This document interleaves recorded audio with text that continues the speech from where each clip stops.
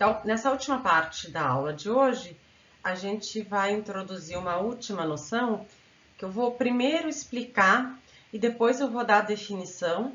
Vocês não vão precisar usar a definição, ela é chatinha. A gente pode conversar mais sobre ela na aula síncrona e vocês têm tudo bem explicadinho no material, mas eu vou me preocupar em saber vocês usarem essa noção e depois quem quiser compreende a definição, mas como ela é chatinha, eu vou me contentar, infelizmente, com uma parte mais intuitiva, depois quem quiser a gente aprofunda, tá? Que é a noção de satisfação, por enquanto, para fórmulas atômicas.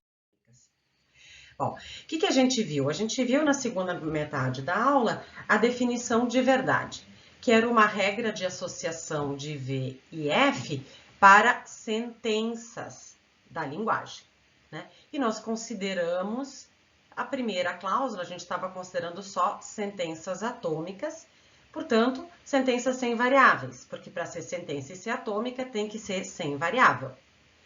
A gente vai ver agora rapidamente o que acontece com fórmulas abertas, como por exemplo, P1 de x. Né? Veja bem, eu não tenho como aplicar essa definição de verdade do jeito que a gente está fazendo aqui. Eu não tenho como aplicar essa definição de verdade para P1 de x. Por quê? Porque não existe I de x. Não existe, lembrem, a interpretação associa objetos do universo para as constantes, não para as variáveis. Isso é de propósito, porque a ideia, isso vai ficando claro à medida que a gente vai avançando aqui na matéria, é que o x, y, z, todas as variáveis, elas servem para, por assim dizer, marcar um lugar vago. Elas variam e não pegam um objeto específico do universo. Eu sei que isso é vago, mas vamos ver como é que isso vai funcionar e vai ficando mais claro. Tá? A gente vai dizer que fórmulas abertas, né, como P1, para dar alguns exemplos, deixa eu deixar alguns exemplos aqui em mente. Fórmulas abertas, no caso, por enquanto, atômicas, né, que P1 de x, ou R2 de xy, ou R2 de AZ, são todas fórmulas abertas, porque tem variáveis livres, como são atômicas, tem que estar livre, né? A gente vai dizer que essas fórmulas são ou não satisfeitas por certos objetos do universo. Então, elas não são verdadeiras ou falsas, elas são ou não satisfeitas por certos objetos, ou pares de objetos, ou tríades de objetos, e esses objetos, ou pares de objetos, ou tríades de objetos, e assim por diante, a gente diz que formam o conjunto solução dessa forma, tá? Como eu antecipei, o que eu vou fazer aqui? Aqui, por enquanto, eu só vou explicar com base em exemplos. Eu vou dar no final da aula a definição, tá? Mas para a explicação da definição, vocês leiam, não vou fazer aqui no vídeo, vocês leiam e me tragam perguntas se vocês quiserem. Bom, o que vai acontecer? A ideia, como eu disse, é que a variável, ela não pega um objeto fixo, digamos assim. Ela percorre os objetos do universo. E ela vai ser satisfeita por aqueles objetos que, quando, digamos assim, capturados, pegados pela variável, esse objeto está ele está, para pegar nesse caso aqui simples, ele pertence àquilo que a interpretação associa ao objeto. Para dizer de uma maneira mais vaga, embora a anterior também era, mas que é útil, assim. Vamos ver o que a gente tinha. A gente tinha que P1 de A era verdadeiro se aquilo que o objeto associava ao A pertencia àquilo que a interpretação associava ao P1. Né? Bom, o x, como eu disse, não existe I de x, não existe isso aqui. Mas a gente pode fazer algo análogo, a gente pode pensar analogamente, né? Eu vou dizer que um objeto satisfaz P1 de x se, caso esse objeto entrasse, por assim dizer, no lugar do x, daria algo verdadeiro. Então, o que a gente faz? A gente, para ver que objetos satisfazem aqui, a gente vê, bom, o que é P1? P1 é o conjunto dos pares. Tá, bom, então, lembrem, a variável percorre o universo. Tá, se no lugar do x eu coloco o zero, daria verdadeiro? Sim, porque zero é par. Ah, então a gente diz que zero pertence ao conjunto solução, ao conjunto satisfação aqui, o zero satisfaz essa forma. Se no lugar do x ao contrário, eu colocar o 1, né? Deixa eu fazer, vamos fazer assim, digamos. Tá. Se no lugar do x eu colocar o 1, vai dar verdadeiro? Sim, não, porque 1 não é par. Ah, tá bom. Então, 1 fica fora, 1 não entra. Agora eu tento colocar no lugar do 1 o 2. Vai dar verdadeiro? Sim, daria verdadeiro, porque 2 é par. Ah, então vai dar o 2. Bom, essas alturas eu já percebi que isso aqui vai dar verdadeiro para todos os pares e somente os pares. Todos os pares satisfazem a fórmula P1 de x e só os pares. Tá? Bom, por que isso é um jeito ruim de falar? É um péssimo jeito de falar, por quê? Porque é meio esquisito dizer que 2 entra no lugar do x. Como assim? Ele não pode entrar no lugar... O professor Gersoni gostava de brincar que era bom que a gente trabalhava com números e não zoologia, porque se eu quiser ver se o leão é mamífero e colocar o leão na fórmula, ele não vai gostar muito. O que a gente tem são modos, eu não coloco 2 aqui, eu coloco um modo de designar o 2 em português, porque isso aqui não faz parte do simbolismo na linguagem. Então, do ponto de vista, digamos assim, das definições, fica esse jeito que eu estou explicando de pegar o objeto, colocar dentro da fórmula e ver se a dá verdadeiro, é péssimo. Do ponto de vista filosófico, ele é um modo muito impreciso de falar. Só que falar desse modo impreciso, em alguns momentos, é uma muleta quase indispensável quando a gente está começando a caminhar. Depois vocês não vão mais precisar. Então, eu estou alertando que esse é um modo inadequado de falar, porque, pela minha experiência, ele ajuda vocês começarem a andar. Depois vocês vão ter que aprender a se livrar dele, tá? A gente vai voltar, vai falar mais algumas vezes, quem quiser, sobre isso. Por enquanto, eu só estou chamando a atenção que essa minha explicação é, do ponto de vista conceitual, muito inadequada, né? Ela tem maneiras de tratar isso aqui mais rigorosamente, algumas muito próximas do jeito que eu estou falando, mas com as suas desvantagens, tá? Por enquanto, o que eu quero que vocês tenham em mente? Olha, a Silvia está chamando a atenção que ela está explicando de um jeito que vai nos facilitar a vida no começo para saber usar a noção de satisfação, mas que não está definido adequadamente. E aí, quando vocês estiverem um pouquinho mais grandinhos, é aconselhável vocês tentarem ver a definição que eu vou dar aqui, embora não explicar, e outras e alternativas em livros de lógica, tá? Mas então, fechado esse parênteses, tá? Vamos continuar considerando, vamos considerar agora a próxima fórmula. Eu vou passar para o outro slide para a gente ter mais espaço aqui. A gente tinha visto, então, que o conjunto solução para P1 de x era o conjunto dos números pares. Tá? Bom, essa fórmula é desinteressante, por quê? Porque como ela é simplesmente uma letra predicativa e só tem variável, o conjunto de solução, de fato, é dado direto pela interpretação. Então, não tem muita graça. Isso aqui é igual àquilo que a interpretação associa a P1, que é o conjunto dos números pares. Então, esse caso não é interessante. Mas quando a gente passar para o nosso segundo caso, já começa a ficar mais interessante. Por quê? Porque lembrem o procedimento esse conceitualmente inadequado, mas didaticamente útil. O que a gente dizia? A gente dizia, olha, o x vai percorrer os objetos do universo. E a gente vai dizer que cada objeto satisfaz a fórmula ou não, se quando ele tomar o lugar da variável, ele der verdadeiro, né? Onde esse tomar o lugar da variável e dar verdadeiro é conceitualmente absurdo, mas a gente entende, tá? E dá para definir adequadamente também, mas eu acho que vai atrapalhar agora no início. Então, o que a gente faz? A gente vai fazendo mesmo, primeiro a gente vê o que os símbolos interpretáveis significam. R2, nesse meu exemplo, é a relação menor que. E A3 é o 3.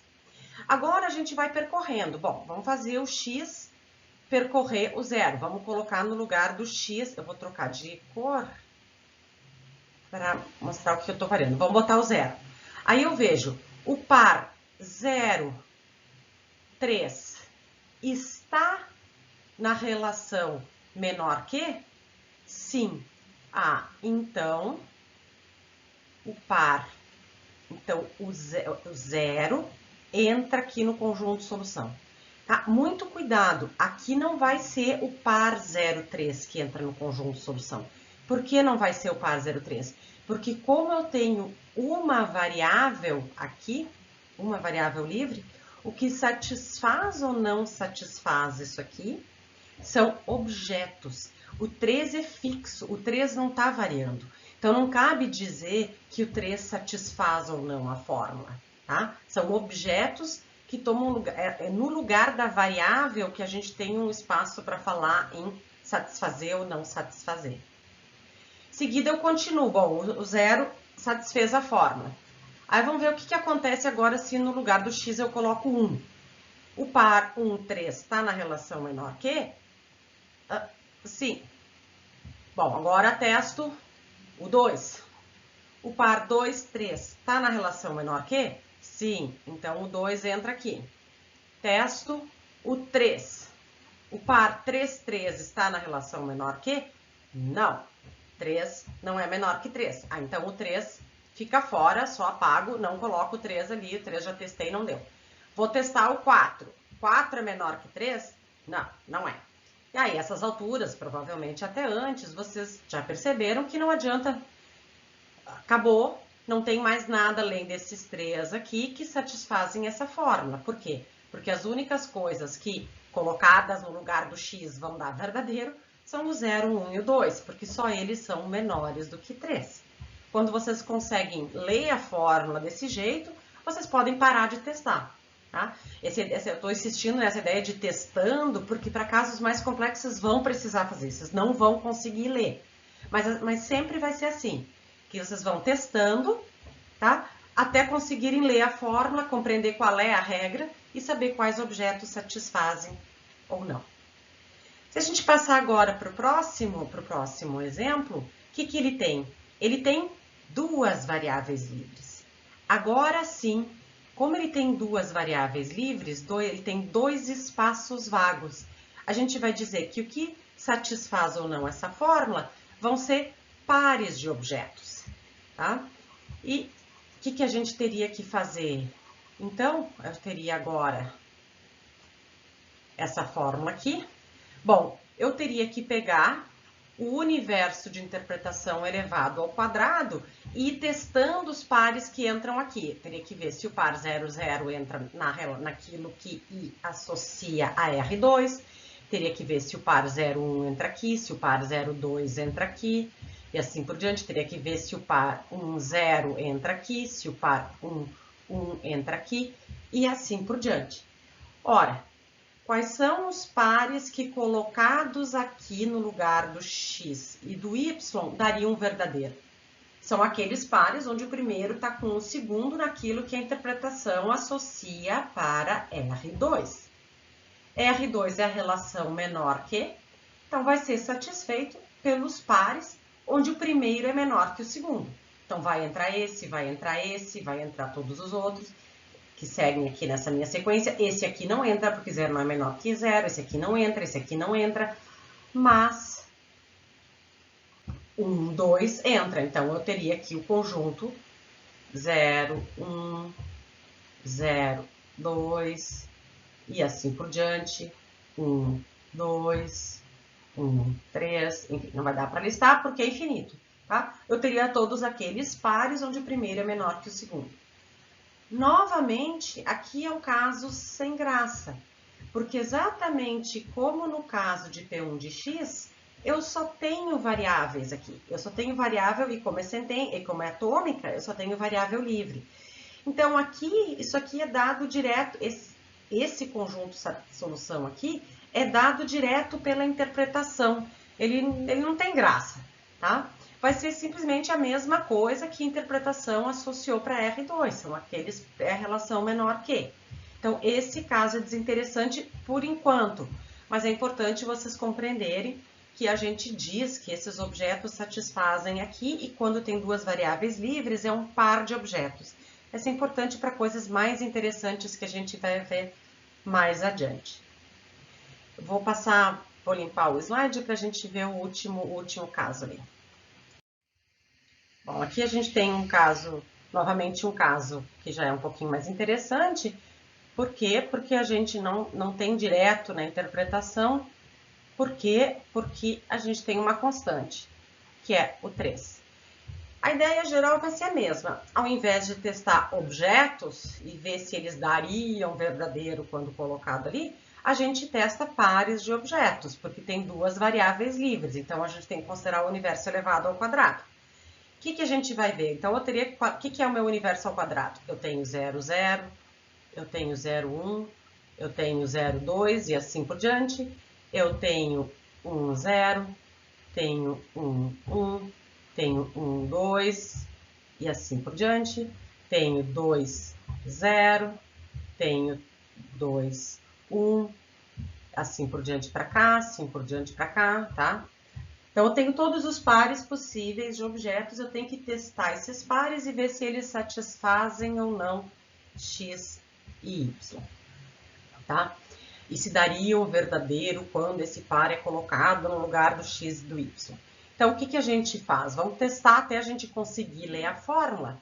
Vamos testar o que acontece se eu pegar o par 0, 0. Eu tenho que ver o que é P3. P3 é a função soma. A trinca 0, 0, 3 está na função soma? Não. Então, o par, esse aqui, não entra. O par 0, 1 entra aqui? Não. 0, 1 não vai dar 3. Par 0, 2 também não. Mas quando eu testasse o caso 0, 3, né, que eu nem tinha listado aqui, mas eu vou listar porque ele é. Quando eu testar esse par, agora vai dar verdadeiro, porque 3 é a soma de 3, 3. Essa trinca está aqui. Então, o que acontece? O par, mas lembrem, é o par 0, 3 satisfaz essa fórmula.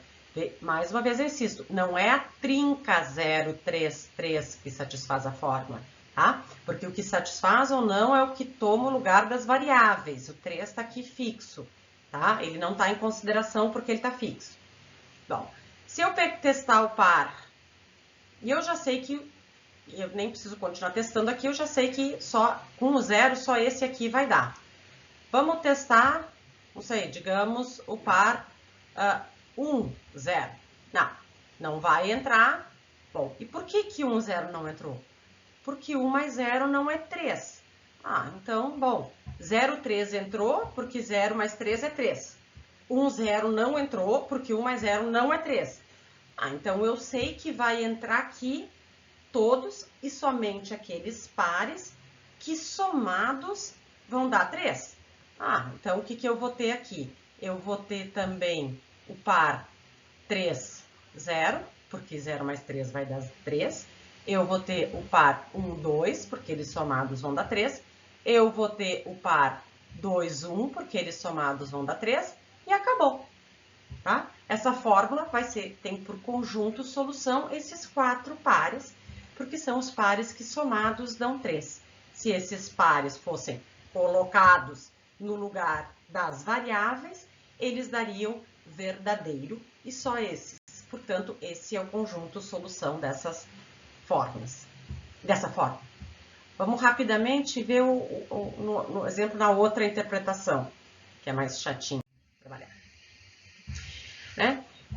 Ficando primeiro, voltando para os casos simples, né? O que a gente tinha visto? A gente tinha visto que quando eu tenho uma fórmula atômica só com variáveis, é um caso sem graça porque é dado direto pela interpretação. Vai ser mais interessante mais adiante por enquanto é desinteressante, mas é importante saber porque a gente vai usar depois. O que é P1 de x? É o conjunto das mulheres. Portanto, essa fórmula P1 de x, ela vai ser tornada verdadeira, várias aspas, quando no lugar do x, várias aspas, eu colocar uma mulher. Quando eu não colocar uma mulher, vai dar falso. Então, o que eu vou ter aqui vai ser o conjunto das mulheres, tá? Tô deixando de lado coisas que tornam o nosso mundo mais interessante do que, assim, tão simples. É mulher ou não é? Mas para nós não vai interessar aqui, tá? Vamos usar versões mais simplistas do mundo. Bom, o que acontece com essa daqui? O que a gente vai ter que fazer? A gente já disse, eu tenho que o R2 é ser filho de, nessa interpretação. Né? O A3 é fixo aqui, é Dom Pedro II. Tá? O que vai entrar aqui? Os filhos de Dom Pedro I. Desculpa, de Dom Pedro II. Por exemplo, Maria Isabel. Confesso que eu não lembro se ele tinha mais filhos. Mas aqui a princesa Isabel vai entrar aqui. E, de um modo geral, se ele tinha outros filhos, esses outros filhos vão entrar aqui também, tá? Bom, R2 de XY, bom, esse é aquele que a gente viu que é sem graça, porque ele é dado direto pela interpretação.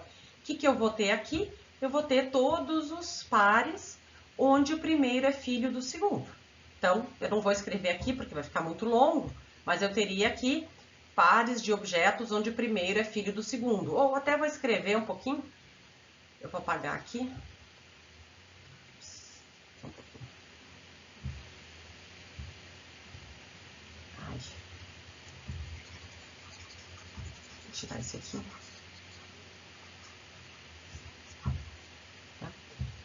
O que eu teria aqui? Eu poderia escrever assim.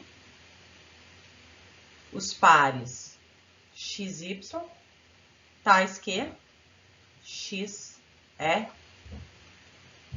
filho de Y. Né? São todos os pares onde o primeiro é filho do segundo. E no caso de P3 de X, Y, A3, o que eu vou ter? P3 é ser filho de E A3 é quem aqui? O A3 era o Dom Pedro II. Tá? Bom, vai satisfazer essa fórmula aqueles pares de objetos formados por um filho do Dom Pedro e a sua mãe. Tá? Então, o que eu vou ter aqui? Né? Todos os filhos de Dom Pedro I combinados com as suas mães, tá? Como por exemplo, as suas mães podem pegar a esposa de Dom Pedro II, então vou ter a princesa Isabel com a sua mãe e né? Então aqui que eu teria pares, aqui se eu quiser escrever seria algo como x, y, tais que x é filho de Y e Dom Pedro II, né? Tá? Bom, eu sei que tudo isso, que algumas coisas parecem idiotamente fáceis e outras parecem muito difíceis, mas fiquem tranquilos, podem ficar tranquilos nessa parte aqui, é bastante, fazendo exercício com calma, resolvendo dúvida, daqui a pouco vocês vão estar achando isso aqui tudo trivial e sem graça. Tá? Bom, então o que vocês devem fazer? Vocês devem rever, se necessário, o material de apoio, fazer o exercício 6.2 e conferir as respostas e resolvendo dúvidas. E como parte opcional, vocês podem ver a definição de satisfação e alguns exercícios mais complexos nas páginas 74 a 78 e trazer dúvidas sobre isso. Só para não deixar essa aula tão incompleta, eu vou rapidamente agora só apresentar a definição, né, para quem sabe instigar vocês a verem as definições, tá? Mas as definições de satisfação. mas como eu disse, ela não vai ser necessária para fazer os exercícios obrigatórios. O que a gente tem, né? Se eu fosse, por razões que só vão ficar claras mais adiante, que eu só vou poder explicar mais adiante, não vou nem tentar explicar agora porque só vai atrapalhar, ao invés de falar simplesmente em objetos que satisfazem fórmulas que têm uma variável e duplas que satisfazem fórmula que tem duas variáveis, né, ou triplas para fórmulas que têm três variáveis livres, a gente fala em sequências de objetos do universo que satisfazem ou não. Porque assim, deixa que eu explico mais adiante, tá? Então, o que a gente faz? Ao invés de simplesmente falar... Quando eu estava fazendo o teste ali, o que eu fazia? Se tinha uma variável livre, eu ia pegando um objeto e testando. Se tinha duas, eu ia pegando par de objetos e a gente não considerou casos mais complicados. Só que esse procedimento não serve para propósitos futuros da nossa definição, que, como eu disse, não interessa ver agora. Mas para propósitos futuros, a definição de satisfação, na verdade, o que a gente diz que satisfaz uma fórmula ou não é uma associação de objetos do universo para todas as variáveis da nossa linguagem. Então, o que a gente teria? Para falar de satisfação, vai ser sempre satisfação ou não em uma interpretação. Então, a gente está falando de uma interpretação. E a gente vai falar de especificações de objetos para as variáveis. Lembram que a interpretação ela não associa nada às variáveis. Mas agora a gente vai, para falar em satisfação, introduzir uma cláusula adicional, que é uma associação de objetos para as variáveis. Então, para poder definir satisfação, a gente teria que ter algo como, bom, que vai satisfazer é uma associação. Eu teria que definir o S1 da variável U, teria que definir o S1 da variável V, teria que definir o S1 da variável X, teria que definir o S1 da variável Y, e assim por diante para todas as variáveis. O que eu associaria a elas? Objetos quaisquer. Eu vou ter tantas sequências quanto as possíveis combinações de objetos do meu universo distribuídos pelas infinitas variáveis da linguagem. Portanto, infinitas sequências. Tá? Mas eu tenho uma atribuição de objetos, então, dependendo da interpretação, eu vou associar objetos. Tá? Bom, e isso no caso das variáveis. Essa mesma função S1 também vai atribuir objetos para as constantes individuais da linguagem. Só que nesse caso, o objeto atribuído vai ser sempre aquilo que a interpretação associou, tá? E bom, em seguida a gente vai definir a satisfação para uma fórmula atômica. Agora, sendo uma fórmula atômica, eu posso ter símbolos individuais que são constantes individuais ou variáveis. Bom, se essa fórmula atômica for uma letra sentencial, não tem variável, não tem graça, a gente vai dizer que essa sequência, qualquer uma aqui, ela satisfaz a fórmula φ, tá? Se a interpretação associou para a letra sentencial V, tá? E o caso interessante vai ser esse daqui. A gente vai dizer que φ satisfaz uma fórmula, desculpa, a gente vai dizer que uma sequência S1 satisfaz uma fórmula dessa forma aqui, se a sequência de objetos associados pela sequência S aos símbolos individuais pertence àquilo que a interpretação associou para a fórmula atômica.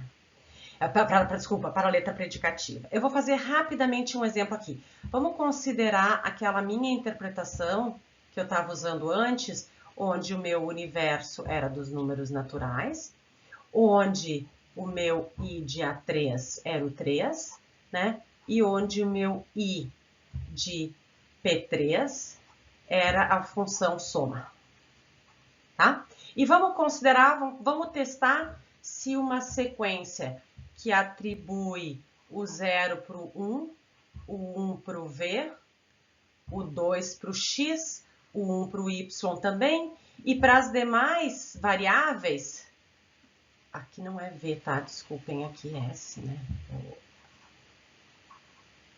E para as demais variáveis, o S1 para todas as demais vai ser, digamos, o 3, tá? Então, vamos considerar agora o que se S1 satisfaz aquela fórmula que a gente tinha lá, P3 de XY A3. O que eu vou ter? Eu vou ter que o S1 de X é o quê? Aí eu tenho que olhar aqui, o S1 de X, como X é variável, eu tenho que olhar aqui, essa sequência ao X atribui o 2. O que o S1 atribui ao Y? Atribui o 1. O que o S1 atribui ao A3? Ao A3, A3 é constante, então esse é dado pela interpretação. E a interpretação associava a 3. Agora, o que eu vou ter? Agora, eu olho se a trinca 2, 1, 3, pertence àquilo que a interpretação associou ao P3. Pertence. É a função soma. 2 mais 1 é 3. Isso aqui é soma. Isso significa que a minha sequência S1, que essa sequência aqui, satisfaz essa forma. O que é essa sequência? Vocês vejam que essa sequência ela não tem só o que interessa. A sequência é 0, 1, 2, 1, 3, 3, 3, 3, ao infinito. Né? Essa sequência, porque para todas as demais variáveis ela associou 3. Tá? Mais uma vez, por que fazer essa definição que parece tão mais complicada do que o jeito que eu tinha explicado antes?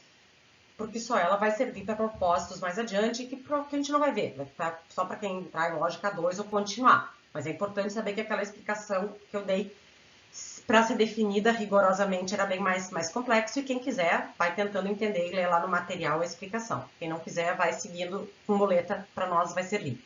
Tá? Mas então eu tenho que essa sequência infinita aqui satisfaz, outras não satisfariam.